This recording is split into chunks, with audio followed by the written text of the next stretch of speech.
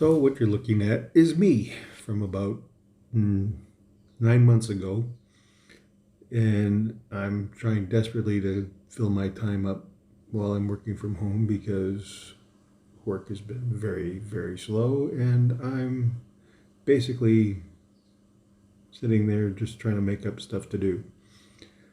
And what you're seeing is me almost at my heaviest, which would come another 3 months or so, and just being very, very dissatisfied with life in general and trying to figure out what I'm doing next.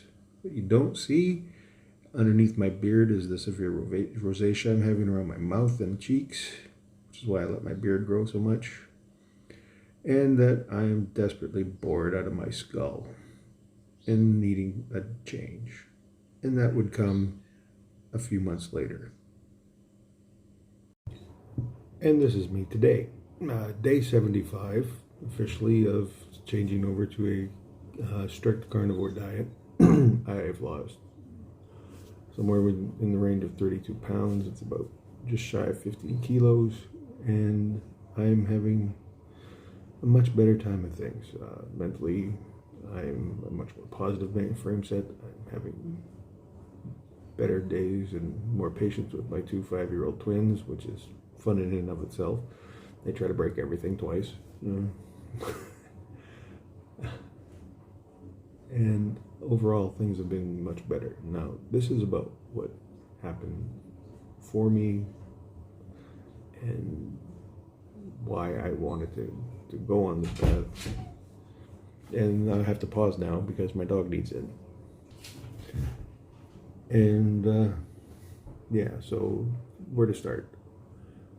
Well, as I started to talk about the beginning of this year, I was 131 kilos. That's almost 290 pounds, and as far as I'm concerned, that's as close to 300 as I've ever wanted to be. I was viciously out of shape. I was miserable and barely sleeping more than 3 hours a night. I would get up and I couldn't get back to sleep, so I'd just stay up. So I'd go to bed at 9, 10 o'clock. I'd wake up at 1, 2, and try to go back to sleep. So just got up and stayed up. And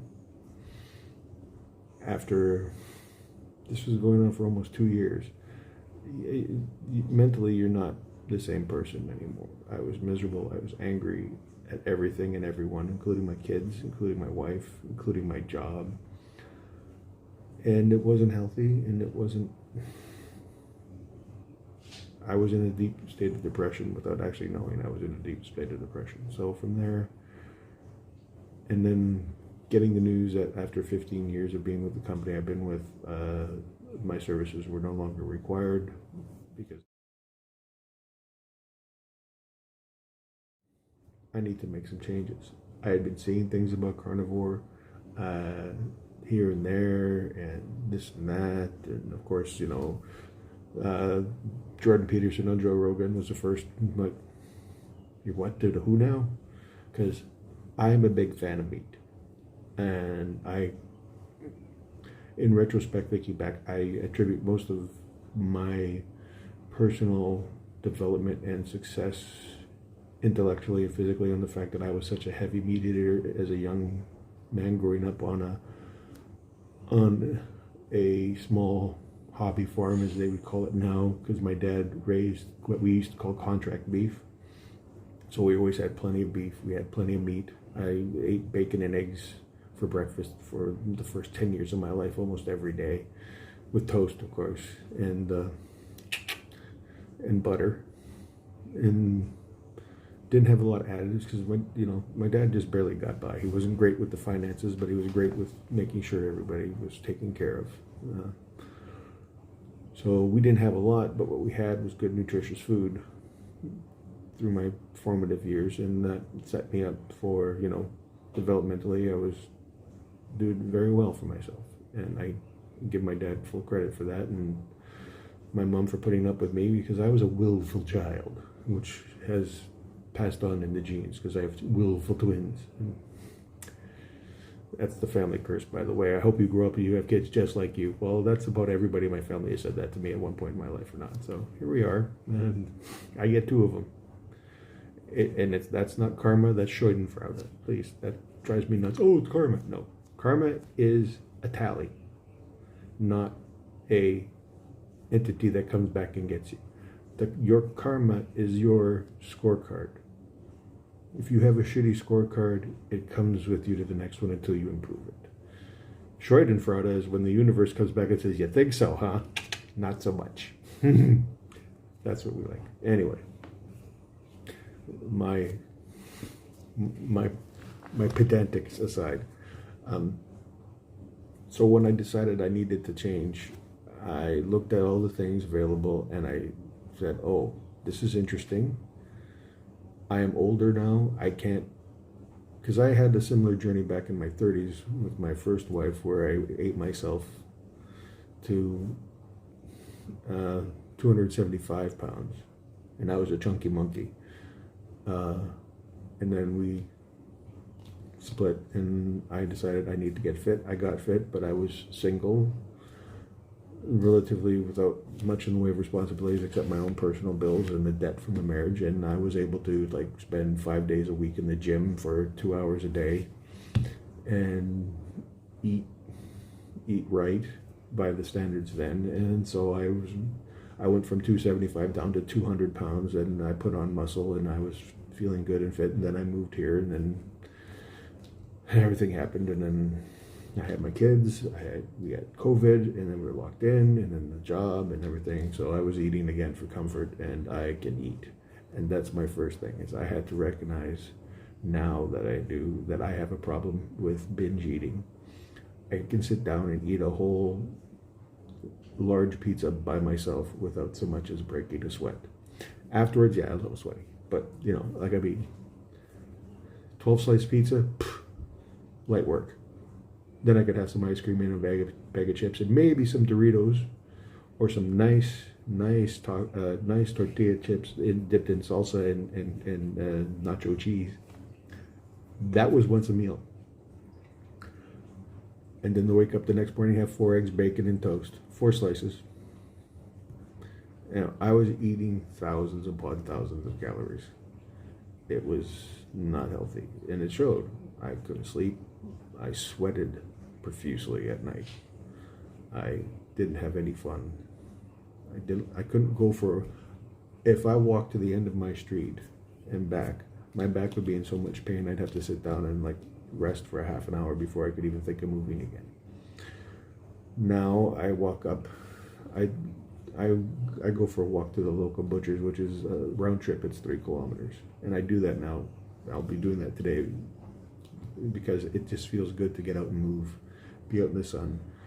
I do live in the UK now, and sun is very hard to come by some days. That's morning. That's the color of a cloudy morning. It was raining when I woke up.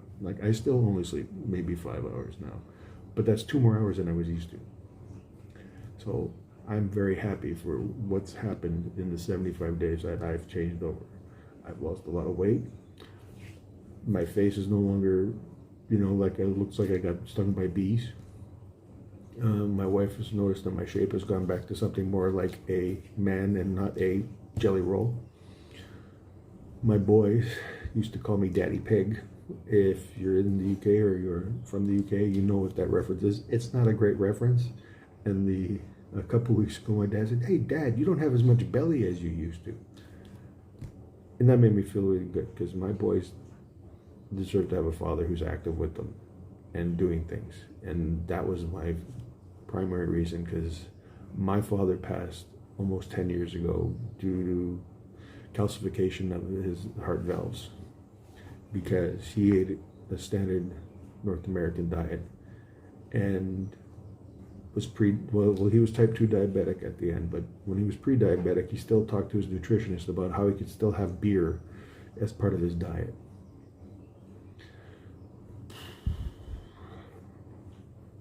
That gets to me a bit, because if I had known then what I know now, he could still be alive today. He could have met his grandkids, because when my dad was taking a turn for the worse, me and my wife were trying. We had our kids through IVF. Again, diet, ex-smoker, I don't smoke anymore. I vape now. And yeah, blah blah blah blah. But you know what? I went down that rabbit hole way before I went down this one, and believe me, the differences between smoking and vaping are night and day. And if you've got something to say to me about it, I've got research papers to show you otherwise. Okay, and I make my own stuff. I know exactly what ingredients are in my vape and what I'm doing and how to do it. I take that time, just like I took my time here, because I first heard about the carnivore diet. I think it was in November of 23, and I went, and my mind was going, you've got to get healthy. You're not well. You're collapsing. And there was a part of me that was like, that's okay. I can go like my dad.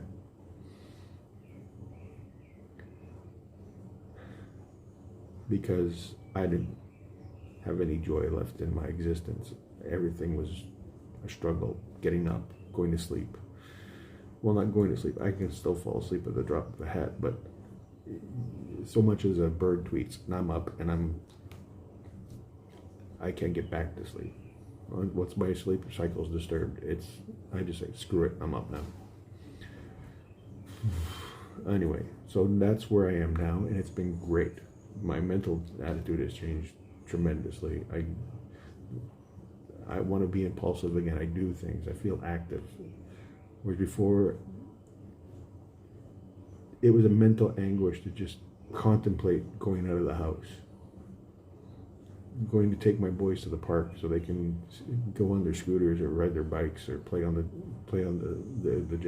equipment. Yesterday, just because it was sunny in the morning and I wanted them to have a chance to get outside, we hopped on the bus and went to a park that had really great climbing equipment. Because my one son loves climbing. I was like, all right, it's sunny, we're up, let's go. And that's been the biggest change, is that my relationship with my sons has improved tenfold.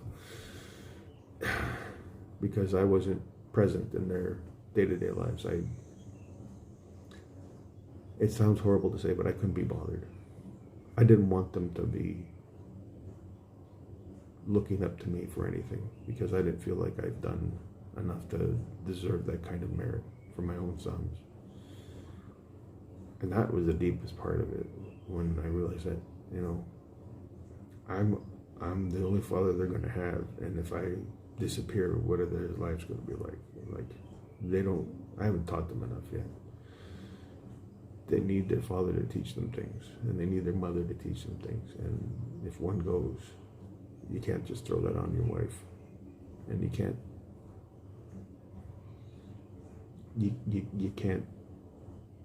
let that happen. So I made the change. I went cold turkey. I went, okay, today nothing but meat and eggs.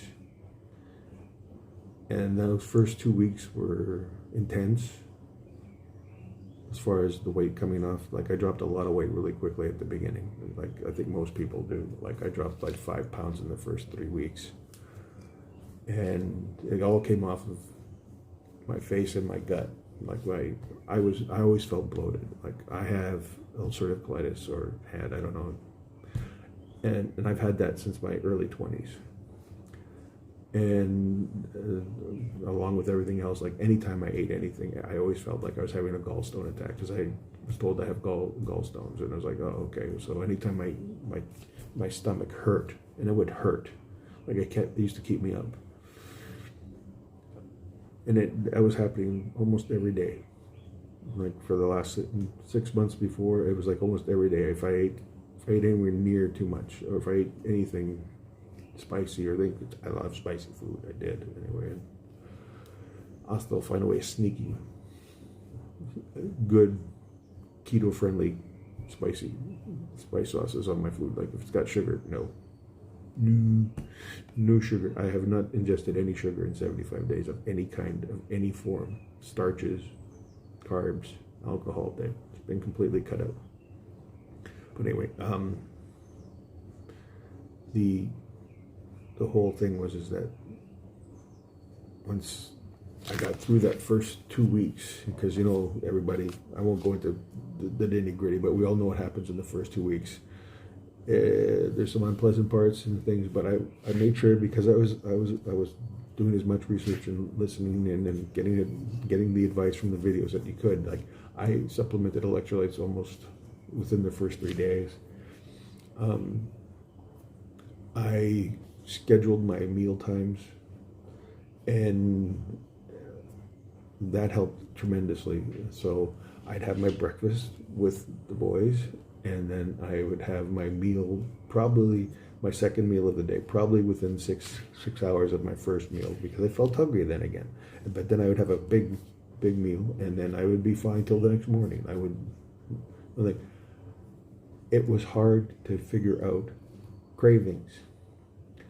The cravings were the worst part in the first month and a half. I had a dream about chasing after baguettes and croissants in Paris. I spent a lot of time in Paris a few years back as part of my work, and the croissants in Paris, you don't even try. Just forget it. They're amazing. They're buttery goodness that will make you slap your mama hard. But I had a dream about chasing baguette ninjas and throwing croissants at them. It was weird, okay? And that should tell you about your addiction. Like, and still to this day, I still have, like, Easter just came by. My boys, we're not forcing them into a carnivore lifestyle, but, like, I make sure they get more meat than anything. Like, dinner's just meat. Breakfast, always bacon and whatever else they want, but, you know, they get multivitamins. We make sure they're nutritionally secure, but no, we no longer worry about veggies, because I don't. Dad does not touch a vegetable. I like Dr. Andrew Chafee's things. Plants are trying to kill us. Well, they're not trying to, but they wouldn't mind if we dropped dead, I think, is more of it. I don't think there's malice. There's just intent. And if you're illegal, you know the difference. They can be charged with manslaughter, not murder. Okay. So I have been getting healthy, I've been healing, and I've been feeling better. And that's why I decided to stay on this diet. And I probably don't see any reason to come off of it. Like, I just had a doctor's visit, because the UK's health system is, I wouldn't say broken, but it ain't great. They are not a preventative medicine basis. They are a treat 'em and treat 'em and treat 'em, or treat 'em and street 'em, however they just take a pill, get out my door. And